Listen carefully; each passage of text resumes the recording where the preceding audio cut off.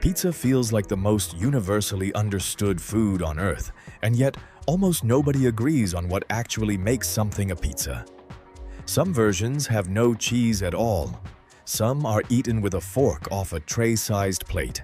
Some come dipped in honey. Today, we're auditing the world's most distinct pizza styles in 5 minutes, so you never assume pizza means just one thing again. Welcome back to Bite Audit, the channel that investigates the real science and history behind the food on your plate. Let's get into it. First, Neapolitan pizza, the original template for everything that followed. It emerged in Naples in the 1700s when bakers began topping flatbread with tomatoes, a newly imported ingredient from the Americas. The Margherita variation, said to honor Queen Margherita of Italy in 1889, remains the most iconic version, and Neapolitan pizza now carries protected status under EU law. Next, New York style. When Gennaro Lombardi opened America's first licensed pizzeria in 1905, he adapted the Neapolitan formula for a city that ate on the move. Thinner, wider, and sturdier, built to be folded and eaten one-handed while walking.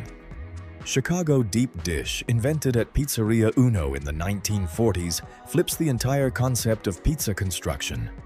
Baked in a deep, buttery pan almost like a cake, it layers cheese and toppings before a final coat of sauce, dense enough that critics still argue whether it's pizza or a casserole in disguise. Detroit style, created at Buddy's Rendezvous, also in the 1940s, uses rectangular steel pans originally borrowed from the city's auto factories. Cheese goes down first, directly against the dough, melting to the edges to create a caramelized, crispy crust border, with sauce added only after baking. Colorado's mountain pie takes a completely different approach to indulgence. A thick, braided crust piled with sauce and cheese, sold by the pound, traditionally served with a side of honey for dipping the leftover crust like dessert. Turkish Lahmacun barely resembles pizza by Italian standards at all. A thin, round flatbread, topped with spiced minced meat, tomato, and chili flakes, it carries no cheese and no thick crust, closer to a wrap than a slice, though the name pizza still gets attached to it internationally. St. Louis style swaps mozzarella for Provolone, a processed cheese blend, layered onto a famously cracker-thin, unleavened crust and cut into neat squares known locally as Tavern cut.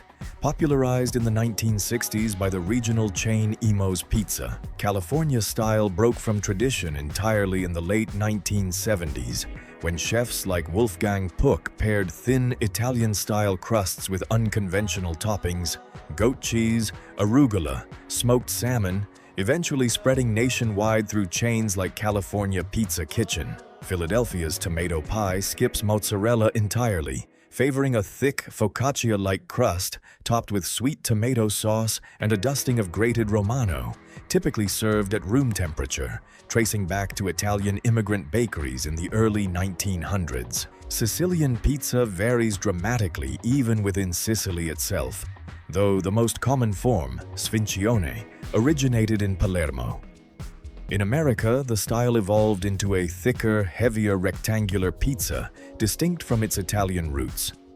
And finally, Argentina's fugazza, from Buenos Aires, merges Neapolitan pizza with Italian focaccia, a thick, bread-like crust topped generously with onions and oregano, occasionally layered with mozzarella, stuffed between 2 layers of dough. So the next time someone tells you they don't like pizza, remember, they've probably only tried one version out of dozens. Pizza was never one dish. It's a format, endlessly rebuilt by whatever culture, immigrant community, or leftover factory pan happened to get their hands on it. If this audit changed how you think about pizza, let us know which style surprised you most in the comments, and subscribe to Bite Audit, because next time we're auditing every burger style across America.